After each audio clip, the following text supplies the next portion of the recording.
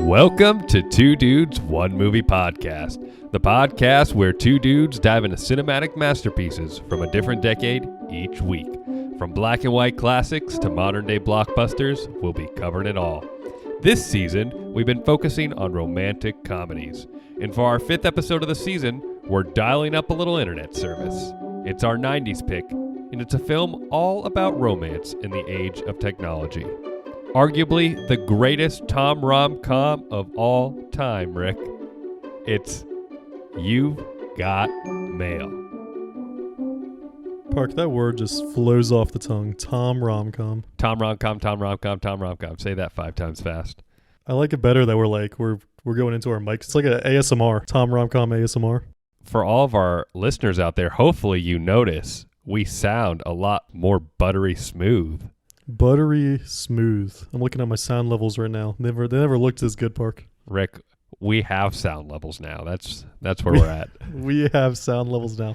Well, Park, this is the moment that I wait for every single podcast. We got to get into this recap. Oh, please, Rick, just jump into it. Every week I can't wait for the Rick recap. Hit me with it. Okay, so Park, here we have the classic New York love story. Yes, I know what you're thinking. It's another movie in New York. The woman who wants to save her tiny bookstore but gets her coffee from Starbucks. The man who's just kind of an ass. The romantic partners who are oblivious to anything other than themselves. This is the 90s. Short haircuts, bland colors, and some weird whimsical music that it may feel like you're watching a Disney Channel original. You've Got Mail. A time capsule masterpiece or the meet cute killer. Wow, Rick. That was something else. I have to agree with the first part of that last statement. This is definitely a time capsule masterpiece, if I've ever seen one. It's the same like vibe that I now get from like the 2000s. My wife and I are watching One Tree Hill, and it's so funny how like cringy the 2000s and like the music is there. I honestly love it. It's such a vibe. It's such a vibe, and I miss it. I kind of wish we could go back to those days, Rick. The 90s, Park, I was 3 years old. Well, I guess, depending where I was in the 90s, I was a fetus, but... Rick, I would have liked to have known you as a fetus. Would we still be best friends, you think? Rick, I think we'd be having a little fetus party. I had a twin when I was in the womb, and then I think I ate him. I don't really know. Well, that checks out. I had a twin when I was in the womb, and unfortunately, I did not eat her, so... Sorry, Paige. You're all right now. Now, not in the fetus, though, I guess. Not in the fetus, no.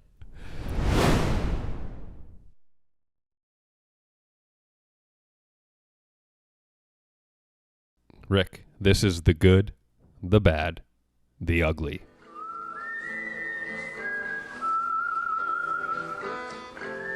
Rick, do you want to go first, or should I go first? I feel like I'll go first. I usually make you go first because I write down not a lot and you write down the most so I can think about things. It's true. But I wrote down some things here. Not as much as you, but I wrote down a couple things, Park. Here's my bullet points. Caramel macchiato girl in a pumpkin spice world is my very first bullet point.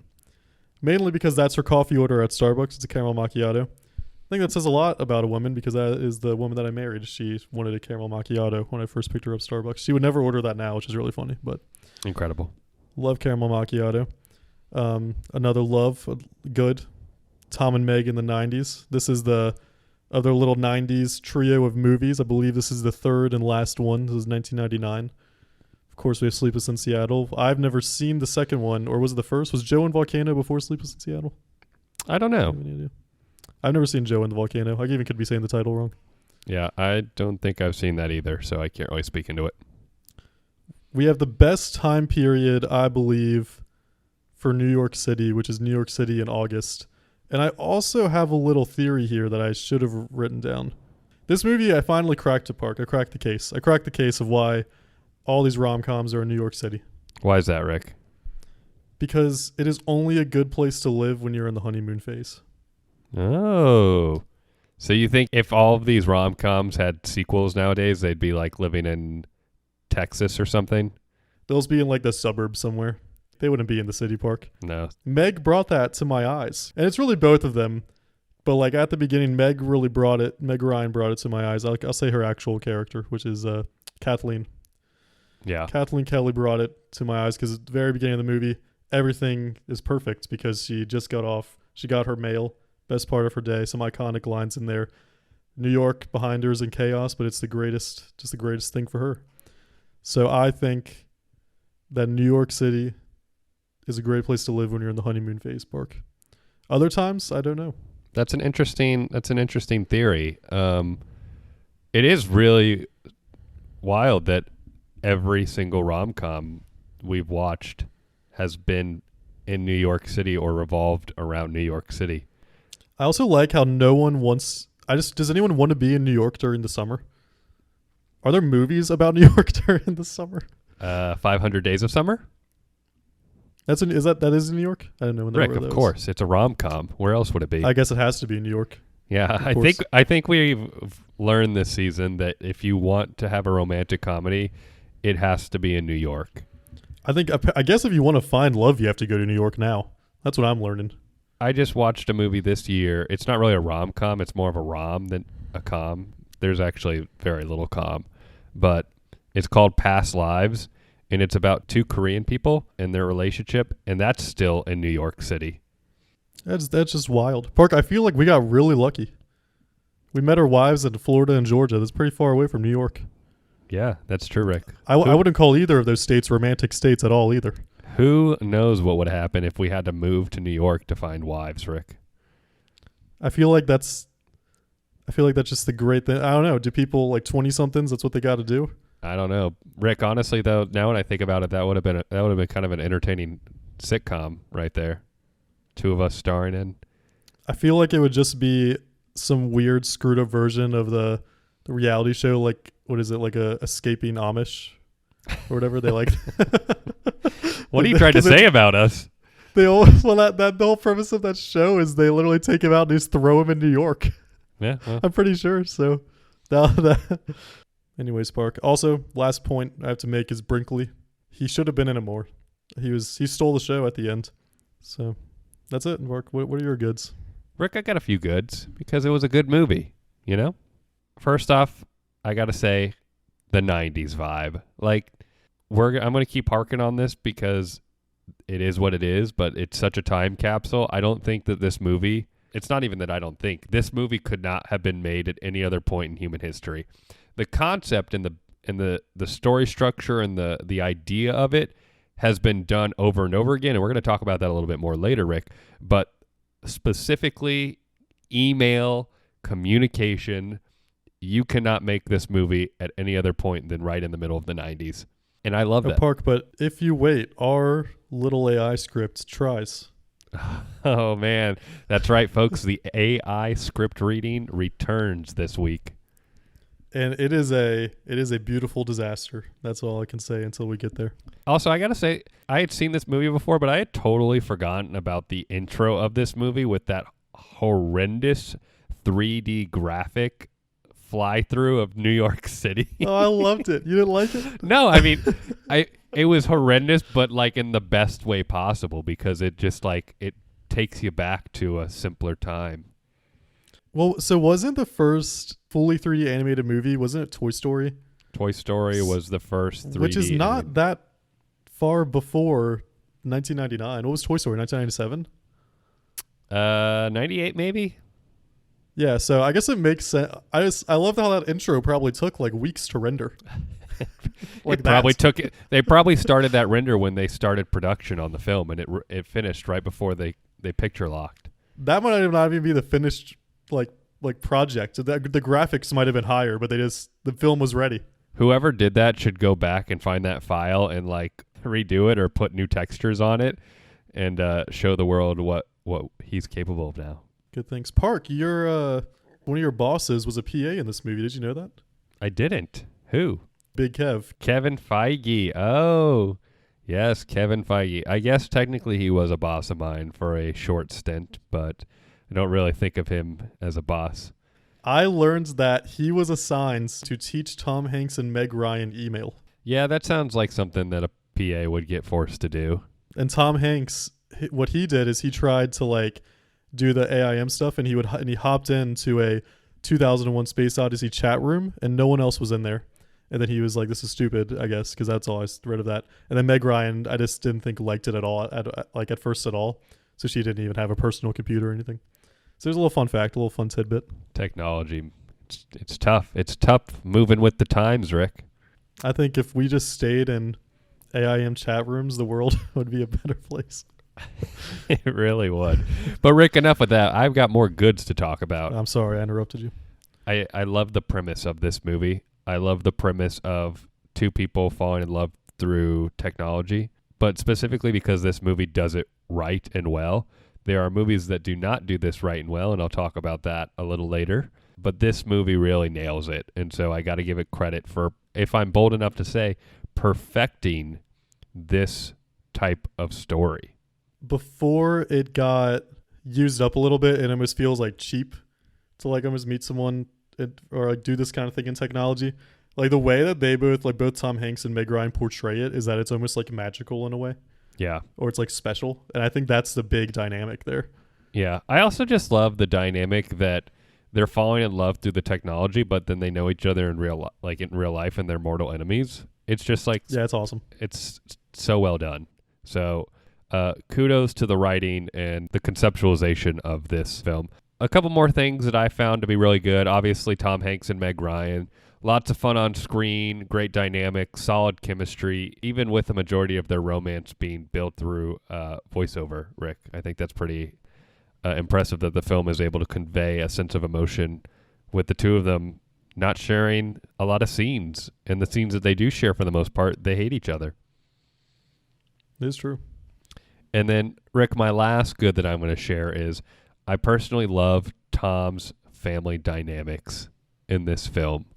His aunt is like 5 years old, or his stepmom is like the same age as him, just because of his dad and stuff going and making all these families. I just found that to be rather humorous, Rick. The com and the rom, if I must say. The com is great there, Park, and Tom might be the national treasure of all actors. So it's wonderful to see him portray it. Yes.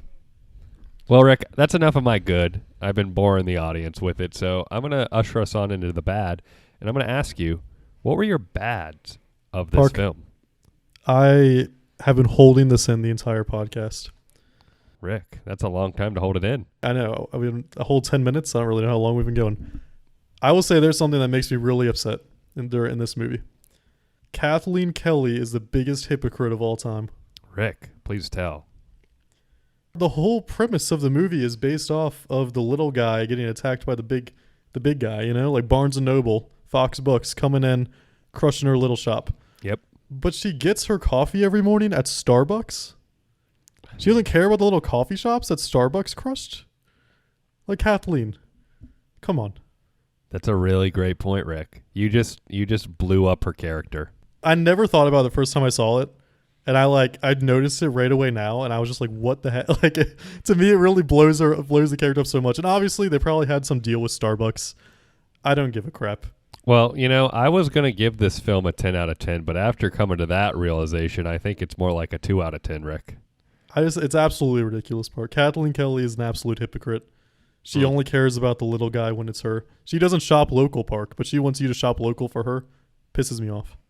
I agree with your sentiment there. I didn't pick up on that, so I'm glad that you shared that. Do you have any other bads? I can't get past that one. I'm so stuck. It's like if I'm in one of those like adventure races with obstacles, I cannot get past that obstacle to see what the other obstacles are. So I'm stuck there, Park. I'm stuck in the mud. I'm sorry. That's fine, Rick. I don't have a lot of bads. I didn't write really much of anything down. And I will say this is not a perfect film. There are definitely flaws to it. The thing that I wanted to bring up is it almost felt amateurish at times, not in the acting or the story, but in the technical work, specifically with the camera and the cinematography. The white balance was off at times. Just felt very blue when it shouldn't have felt very blue, or it felt very orange and red when I don't feel like that was an artistic choice in design. And so that's my bad, is the technical work of the camera, and whoever was DPing, I would not hire as my DP for a film. I also need to say as a bad Park that I just thought of now, I got past the obstacle. Yeah. is the prop people. I'm assuming who makes like fake newspapers and fake things for movies. Is that like the prop department? Whoever makes the fake newspaper for this movie of the rooftop killer. Did you look at that newspaper as closely as I did? I don't think I did. I don't think I look at anything quite as closely as you do, Rick. Okay, well I paused the TV when they showed the newspaper close up so I could read it. Yeah. And it is just the same paragraph copied and pasted over and over and over again. This is what I learned from the newspaper. So the rooftop killer, Park, has 6 children from 6 different women. And I guess killed someone on a rooftop, but the little paragraph I don't think says. And they stole $6,000. And then I guess they got caught by the police. And it's just that little paragraph pasted over and over again. I needed lore, Park. I wanted lore about this rooftop killer. Rick, maybe the lore is that this movie is actually The Matrix, and you just spotted the glitch. Now Kathleen is free from Starbucks. Maybe that was the code. She's free, Rick. She's free. That was like kind of her version of hell. She only can shop at those big giants. She only will ever see Barnes and Nobles. That's hilarious. Starbucks. I can speak into that. Prop people, they specifically prop masters, have a lot to do in a very short amount of time. Usually these folks are brought on only a few weeks or maybe a month or two out from the production, and so they've got to create a lot of things. And specifically with a movie like this where they're in a bookstore and they've got to find a bunch of books and yada yada yada, not as much energy is going to be devoted to things like newspapers. So it is what it is. To me, that was the big moment for our little side character that was there. I don't know his name. I didn't write him down in our character list. My apologies. That's all right. But the male worker at the bookstore, that was his big moment. He was like, "Oh, what if the guy is actually the rooftop killer?" But Park, I was let down by the lore of the rooftop killer. Rick, well, maybe you should have our friendly AI build out some lore. Oh, don't worry, Park. oh boy. Things have been done. Only Park, we got the uglies, Park. We do. Would you like me to go first since I'm the ugliest? Park, please. Honestly, I feel like we're just both average, like maybe above average looking guys. I don't really know. Hey, for all of you out there watching, let us know. I don't think ugly? I want them to let us know. Are we ugly? Are we not ugly? You can let Parker know. This is going straight on our TikTok, Rick. We're going to ask the TikTokers out there, are we ugly or are we not? That is the worst possible thing to ask TikTok. No, we're gonna get scorched, Rick. That's going to be our most popular video too. I bet. So we're going to get throttled. Park, give me your uglies then. All right, uglies. Rick, New York is the size of a shoe closet in this movie. There is a montage sequence where the two of them keep walking past each other all throughout New York and running into each other. And like one notices them and they'll like lift up flowers to make sure the other one doesn't see it. And this goes on multiple times. I'm sorry. I didn't realize New York was so small that you could run into the same person 25 times. I never even noticed that. But now when I think about it, I feel like they only shoot the same few spots outdoors anyways. Yeah. I'm just saying, Rick. My second ugly, because I have 2 uglies this week, Rick, is Meg Ryan's fighting in the bookstore after Tom's character, Joe Fox, I believe is his name, after he emails her and says that she needs to fight for her business. It's not personal, Rick. It's business. You got to fight. And then it cuts to her in the back of the bookstore throwing some punches. And those are not regulation punches, Rick. They are not. They were not regulation punches. I'm not trying to say that I'm some sort of fighter or boxer. I think it's incredibly apparent if you look at me for 1 second that I am not that. But Rick, even as someone who is not that, I can tell you that that is not how you throw a punch. I would agree. I do not think that's how you throw a punch. Fun little factoid for you, Park. I was a wide receiver for a little span of time in high school. Very scrawny. And I remember telling my coach that I wanted to start training for UFC. Like not UFC, I guess they're just MMA. Yeah. And he told me that was the worst idea I ever had. So my fighting career was very short-lived in my head. I see. I'm also like a little wimp, so I don't think I could do that well. Park, my ugly. I cannot get past the Starbucks thing, Park. I really can't. I threw it in both my bad and ugly. Is this a first? I don't think you've ever had an ugly and a bad combined. We don't usually do that. Park, I focus a lot on small details that no one else cares about in movies. Because to me, that builds the world. Okay, I need that. That builds the world for me. And Starbucks, like Kathleen Kelly, do not go to Starbucks. Like I don't understand that. There's so many beautiful coffee shops in New York. I'm sure there was still in the 90s. There's a incredible coffee shop. We even saw one. We saw one in the movie that she was going to meet the mystery man at a cafe. Just go there for your daily coffee. You don't need to go to Starbucks. That's true. Rick, Absolutely insane. What if that scene had taken place in a Starbucks?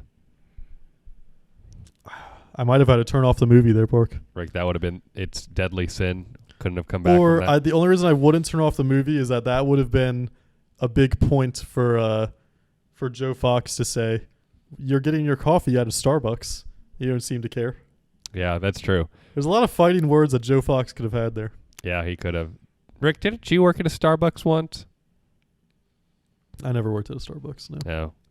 I feel like you have some sort of connection to Starbucks, but maybe I'm mistaken. They always get me with their every Christmas they'll do some type of thing to collect little snow globes. Like you get a drink, you get a little snow globe, you shake it, maybe you get something for free. Yeah. And it would always it always get me. So I'd get Starbucks every single day so I could see these virtual snow globes shake on their app, and I would never get anything for free. I've never been a Starbucks person, but I'm not a coffee drinker, so I think that makes sense. It's also like the worst coffee shop in existence to like actually get a coffee and like do work or read. That's fair. I don't usually go to Starbucks even to do work that much either. Oh, Park, remember Pascal's? Pascal's. Now that's a spot. Starbucks. That's a spot, Rick. That was a coffee shop, Park. Shout out to Pascal's in Gainesville, Florida. If you're in Gainesville, Florida, you should definitely hit up Pascal's coffee shop. Fantastic for the vibes, Rick. I would just go there for the vibes. Only reason I would go there. It's the only reason you go to a coffee shop, honestly. That is true. I feel like coffee shops are just full of people who go and pretend to study. I also think coffee shops are where single people hope that a meet cute will happen. I certainly did at the time. Didn't we all, Rick? Didn't we all? What else are coffee shops for, Park? Well, we're at that part of the podcast where we talk about the differences and similarities to the genre from then to now.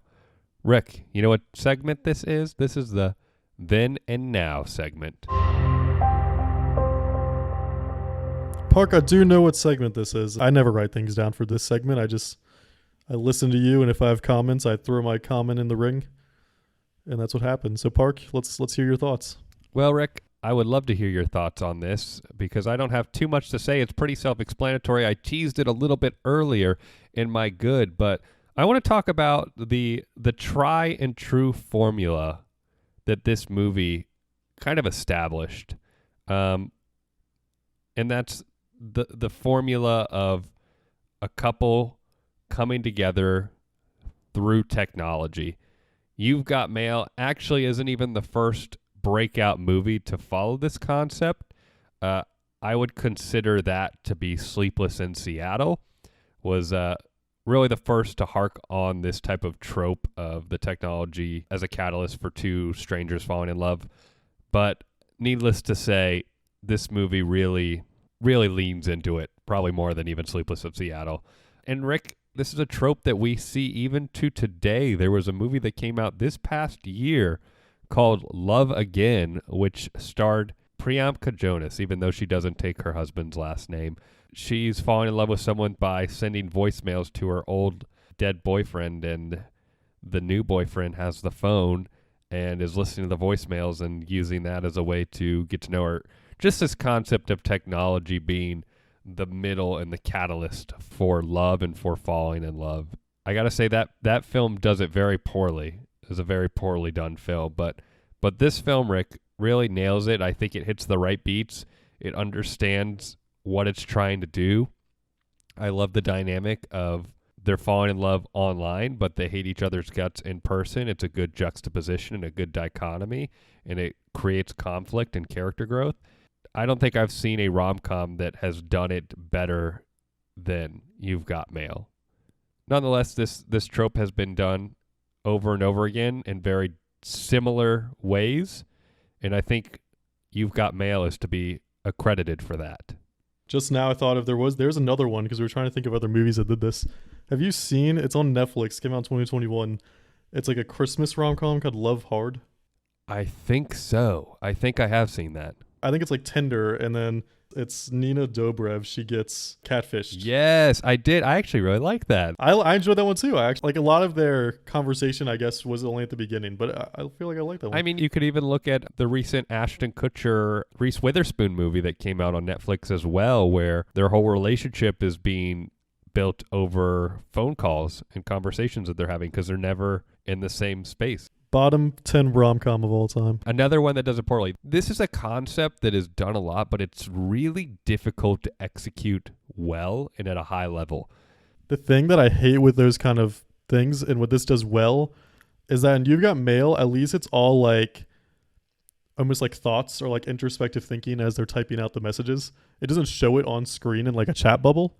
And I feel like now a lot of these movies show them in chat bubbles or like text bubbles.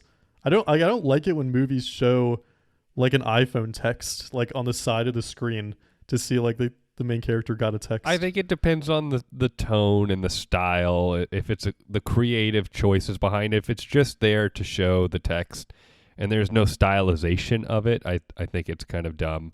But that's a good point, Rick. They don't lean into that at all. They don't use graphics as a way to show their communication, which is something they could have easily fallen into, but they stick with voiceover, and it's like the two are having conversation still with each other even though they're in separate spaces. I feel like that's what makes the chemistry work so well too. So it was a good thought there. That's a great creative choice. I'm glad you brought that up. That probably is what elevates it to a higher level than some of these other films. This is almost like a new little thing that we do. I love stupid questions. This in life, like I feel like a bunch of just people can just get together and ask themselves stupid questions, just make them think and talk for like 40 minutes. It's one of the greatest things. Rick, can we rename this segment Stupid Questions? That's a good. I'm going to type it right now. Right now it's just questions. I'll type stupid. STOOPID. I like it. There we go. Yeah. Welcome to our new segment, Stupid Questions. We just made it right this second. So congratulations. You are listening to this as we are as well. It's like we're bringing our audience into our prep meetings, Rick. It's very exciting because we're very well prepared. Oh yeah, we are. We spend hours, honestly days, preparing for y'all. So Park, the first question is not as stupid. It's going to get into something I researched earlier. Can a bookstore survive New York City making, to me, a very low $350,000 a year? Well, are we talking about in the 90s or are we talking about today? I guess we'll do today. All right. No. I don't think the average human could survive in New York City off only $350,000 a year, right? Wouldn't all my New York listeners out there agree with that? How about like assume, let's just say, I don't even know what the actual inflation would be. What if it's 500? So this is not just like a human. This is obviously where are they in New York? Did you catch it where they were? I don't know where they were. I assumed in like Manhattan. So I guess a small business in Manhattan makes $500,000 a year, which depending on a bookstore is probably bringing a 6 to 7% profit. I can't imagine the profit margin's crazy. So she's probably herself is making like 40,000. Yeah. So Park, I went to the Reddit run the numbers or buy the numbers. I don't really know. So this is a credit analyst. I'll say the username. It's Mally Kane 7. This was 10 years ago. Okay. This was written. Someone asked the question in the subreddit what this question was because could it survive? So they pretty much went and described, they broke down the numbers. Numbers are boring. I'm not going to have to read them right now. After the markup of books, after sales tax, after all that stuff she's around $108,000. And then wages about bookstore clerks, which she has 3 of them. And if you're doing $13 an hour, which seems at the time was what probably, I don't know, New York books clerks made. And wages for a year of her 3 staff would be $78,000. with $30,000 to cover all other costs of utilities, and it gives rent about $20,000 per year. That leaves $10,500 for all other expenses she has, or about $880 per month. So she herself makes $880 per month. I don't know if she's getting by on that salary. And I saw her apartment in this movie. I think it's a little more than $880 a month by herself. Even in the 90s, I don't think $880 gets you there. No, I don't think so. And if it does, then she has nothing in her refrigerator. She has no tissues to blow her nose when she gets sick, Rick. Nothing. In Meg Ryan movies, she always gets sick in her movies. I know. She has a great, like, angry or, like, frustrated nasally voice that she uses when she's, like, sick or frustrated. Yeah. Like, every time Meg Ryan uses that in a movie, you could take a shot. I'm for it. Rick. Let's do it. Park, you want to read our second question? Rick, I'd love to read our second question. This second question also comes from you. Which Tom Hanks character could you beat in a bare-knuckled brawl? Oh, man, that is so tough. It's tough. So I think the Castaway character is an easy one. I feel like I need to take that off the table because, like, he's weak. Yeah. If I'm fighting Tom Hanks, it can't be in his weakest state. How about Captain Phillips, Rick? Ooh, that'd be a good one. Captain Phillips. I mean, he takes down those pirates like they're nothing. Can I fight Woody? Sure. There are no rules to this. It's a stupid question, Rick. So I'm going to do either Woody or I'm going to do Colonel Tom Parker from Elvis. Nah, man, that was mine. I was going to do that. Fine, I'll do Pinocchio's dad in Pinocchio. Nice. There you go. That's good. That'll be my two. I would definitely do Colonel Tom Parker because, one, he deserves to get beaten up, and two, he doesn't seem like he's very athletic or in the best shape of his life. And I think I could thrive in a situation like that because I'm not going to beat anyone who's remotely athletic in a brawl. Final answer. I feel like I'll just settle on one. I think my final answer to that just has to be Woody. Woody? Yeah, definitely. I respect that. I think that's a good Bare choice. knuckle brawl. Bare knuckle brawl with Woody. Good pick. Park, I will. I'll let you ask this other question. You came up with it. It's true. This is my stupid question of this segment. I and everybody else out there wants to know, what was your old email address? Because of my email address, and it was the same thing with my little sign-in thing to go on those like chat rooms on instant messaging and everything. I loved Call of Duty, right? Call of Duty 5. I can't wait to see where this is going. One of the guns in Call of Duty was like a little handgun, the Magnum. Yeah, that's also the gun in Halo. It's called the Magnum. That's true. I guess it's just a gun. It's the Magnum, right? Yeah. Also a condom brand. Yeah. And I made my email Magnum. I spelled Magnum wrong. I did Magnem, N-E-M. That was an accident at the time.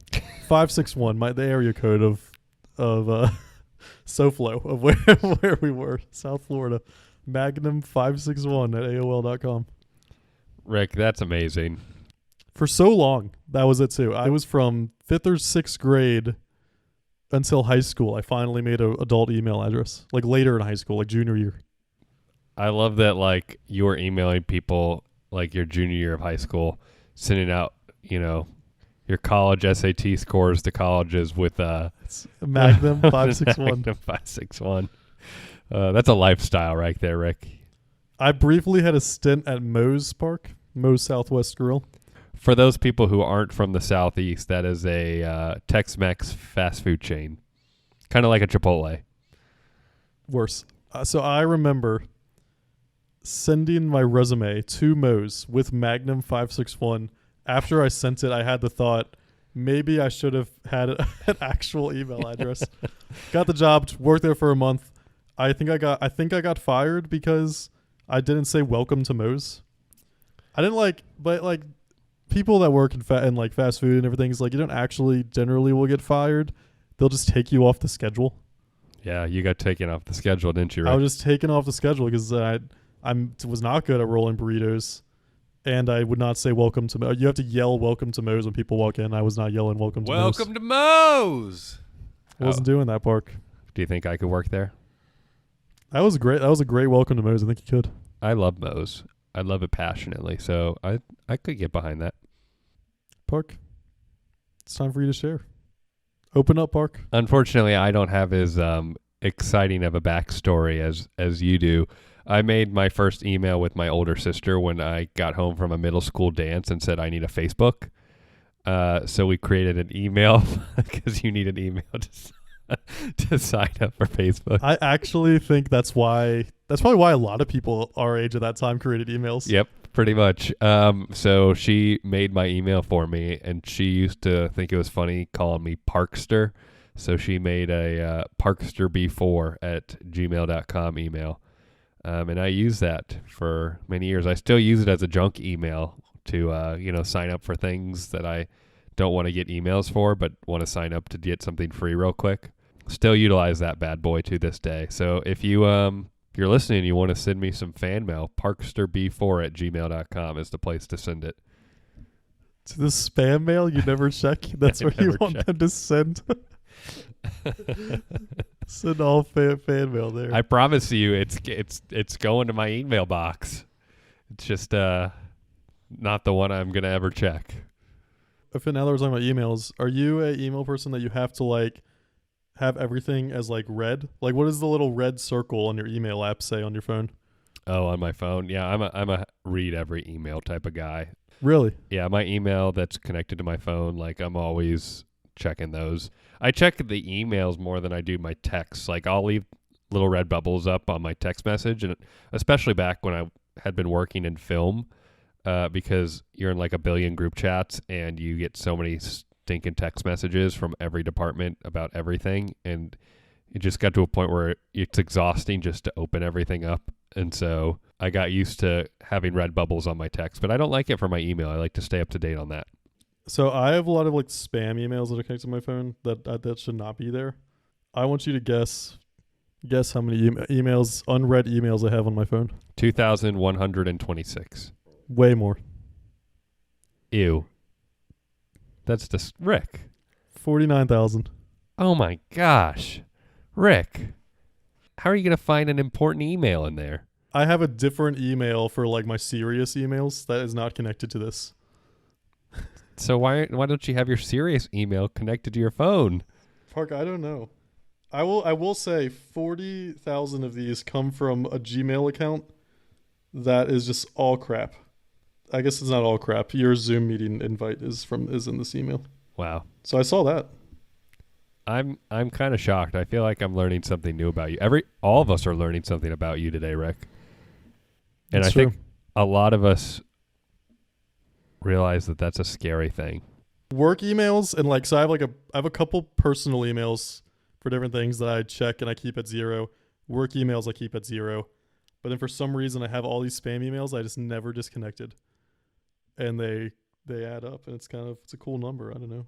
I see it every day. Wow.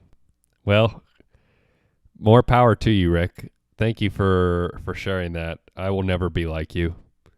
But, that's the beauty of it. You're the yin to my yang. So, Park, one of our favorite segments. Oh, Rick, I've been counting down the moments for this. All 40 plus minutes of our podcast. I've been waiting for this. It is time for the AI script. Oh, yeah. I need to tell you what I plugged in here, Park. Please, plug away. So at first, I was trying to plug in to ChatGPT an added scene to where Kathleen finds out that Joe Fox is the rooftop murderer or the rooftop killer. Yes. ChatGPT didn't like that. It was like, I can't make joke or make lighthearted things, all this crap. Wasn't a fan. Then I plugged in, okay, this is actually for this is for a middle school anti-technology assembly to be careful about dating apps. And ChatGPT was like, oh, I can do that then. So then it wrote out something very simple. I was like, I feel like that's not good enough. And then I said, okay, write this scenario, but it's using the same premise, but it's farmersonly.com. And that's what we have. I don't even know if I followed along to that. I don't know if I understood the train of thought there, but it doesn't matter. I think we're just going to figure it out as we go along in this. It's true. Sorry if that was confusing. It was confusing for me too, but we got a nice little surprise. So, I will be the narrator, Park. I will let you choose. Do you want to be Kathleen, or do you want to be, I guess, who presumably Joe is in this? I always want to be Meg Ryan. That's not even a question. Kathleen, please.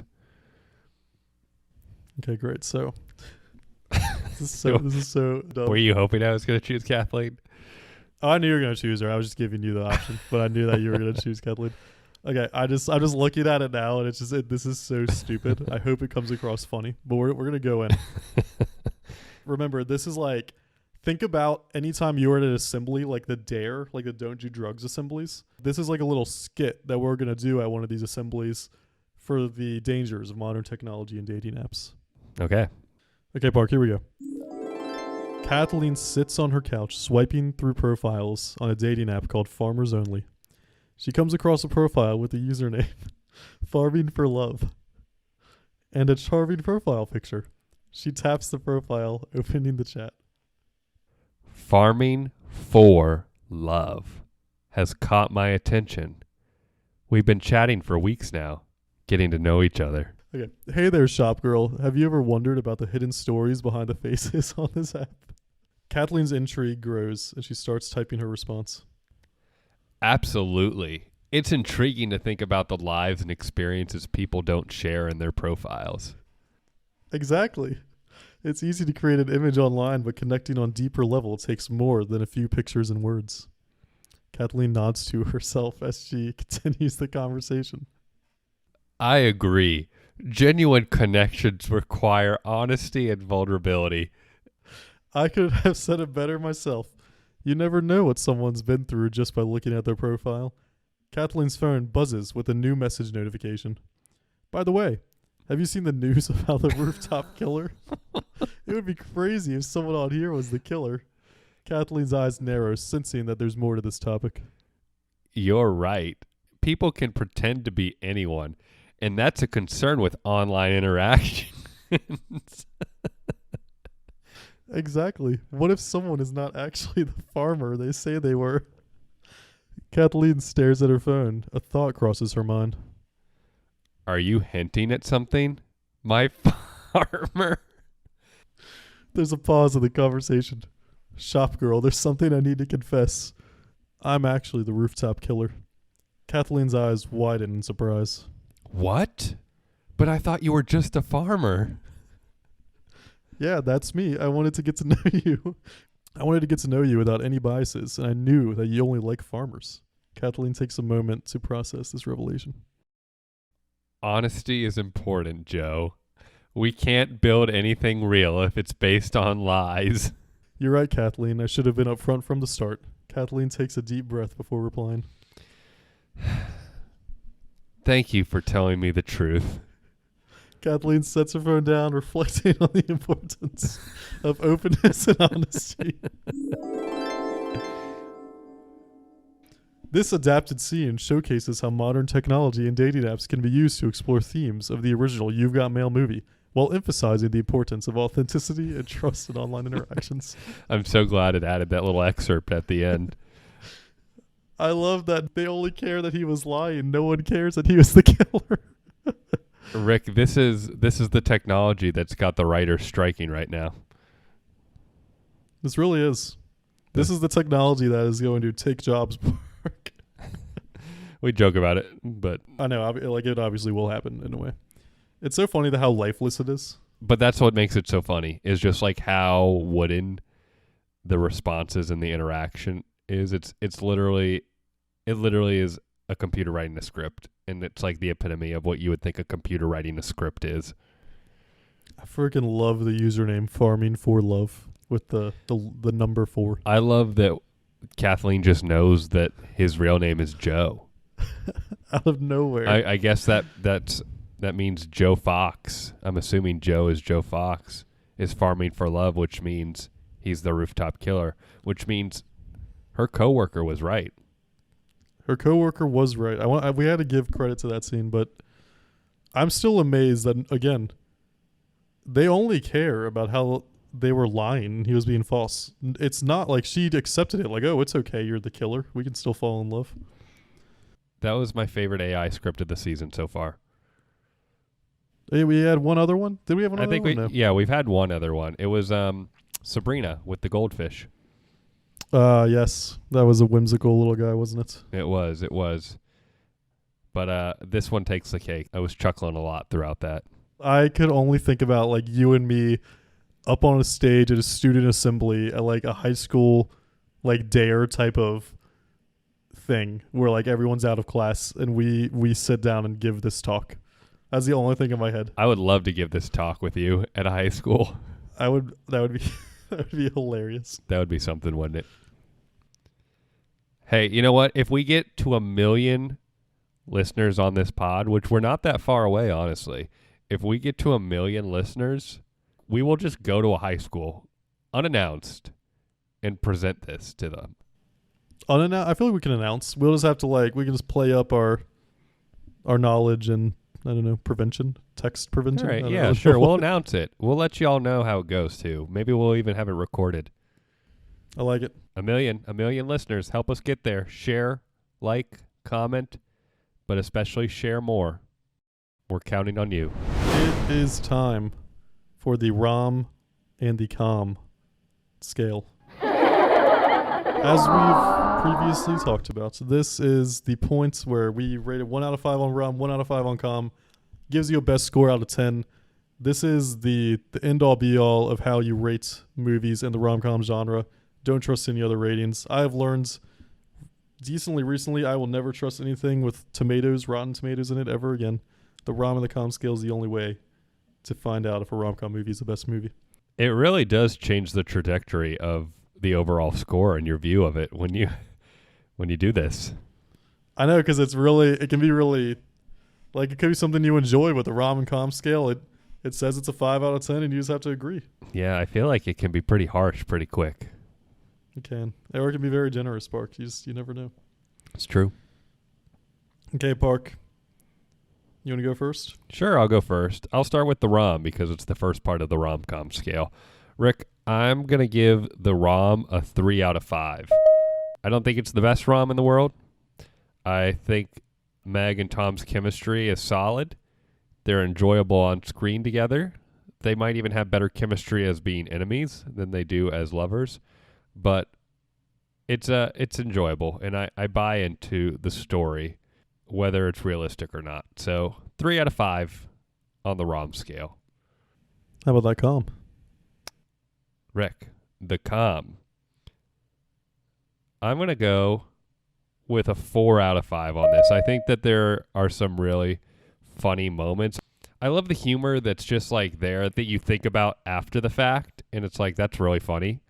Specifically like with Joe Fox's relations to his aunts and brothers and sisters and all of that. I don't know. There's something so funny about that to me. So I think this is a pretty funny movie. The rom-com scale gives me a 7 out of 10. Isn't that right, Rick? 7 out of 10? That sounds correct. That is math, I believe. Yeah, I agree with that. I think this is the most I've aligned with the rom-com scale rating. Previous week, you gave it 10 out of 10, which I think you aligned with as well. So. That's fair. That's fair. So I'm going to go a 3.5 on both categories. I just think when you stack it up against other movies, I really think like the romance is there, and I think it all relies on the incredible chemistry of the two leads. So like the script, I don't think necessarily helps it. The screenplay doesn't necessarily help it. I just think the two leads have great chemistry, which honestly that can make or break a movie. So I think it's a little better than average. So I didn't feel good. Just 3 out of 5 or 3.5, you know? Yeah. And com, I think similar to what you said, I think to me, I don't think it was good enough as a 4. I didn't want to give it that, but it was I would say it's still better than average. I feel like you look at a lot of rom-coms, like even modern rom-coms, and it's like not necessarily funny. Like there's kind of maybe a chuckle here or there. Yeah. And you know, if it can make you chuckle a few times, it's a pretty good rom-com, I think, Park. So we're 3.5 out of both. Also puts me at a 7. Wow, Rick, we both ended at the same destination, just different ways. We did. And Park, that's just life. That's our lives, Rick. We're all going to die. There's something we do as humans, Park, and we all live, we all die. That was not where I was going with that. At all. Where were you going that far? I was just going to say that's life. We get the same score. How neat. Yeah. Why don't you introduce our next movie as we usher into the new millennia? It's true, Park. So we are in the 2000s. Woohoo. There was a lot of movies to choose from in the 2000s. There were. I wanted to choose something that wasn't necessarily super cheesy. I don't know. A lot of different choices. So we went with a movie that I first watched at 3 a.m. when I was sick. Stumbled upon it on the channel where I feel like you stumble upon most great rom-coms in the modern age. TBS? FX. FX, really? This was an FX movie. Interesting. I know. I thoroughly remember watching this on FX. Anyways, we are watching Hitch. The Will Smith classic. Will Some Smith. Might say, and they're probably wrong. Is this Will Smith's best movie? I don't know. I would think, hot take, yes, it is. Hot take it is? Yes. I didn't think. I love this movie. I love this movie too. It's a gem, and I'm really excited to revisit it. There were definitely a lot of great choices for the 2000s, but we're picking one of the best ones, in my opinion. I agree. When we were looking at our choices, I think it's so important that obviously we've seen this movie before, and I know sometimes we watch movies we haven't seen before, but if I know a movie both has rom and com, Park, we got to review it, and man, I know this movie has some com. Oh, yeah. It'll be interesting to see how it lands on the rom and the com scale next week. It's true. I'm excited. We'll see, Park. We'll put it up. We're going to really put it up against the test. All right. I can't wait. Park, that's it.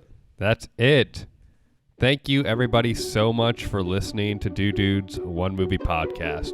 The podcast where two dudes dive into cinematic masterpieces from a different decade each week.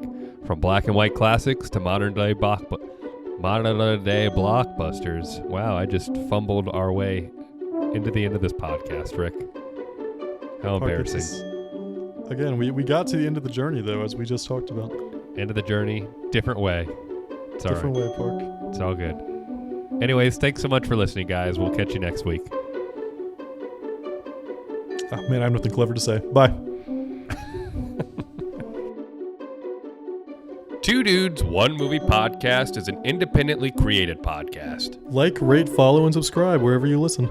You can find the podcast on Spotify, iTunes, or wherever you get your podcasts. You can also find us on YouTube, where we post full video recordings of each episode. And don't forget to follow us on Instagram at Two Dudes, One Movie Podcast. Thanks for listening.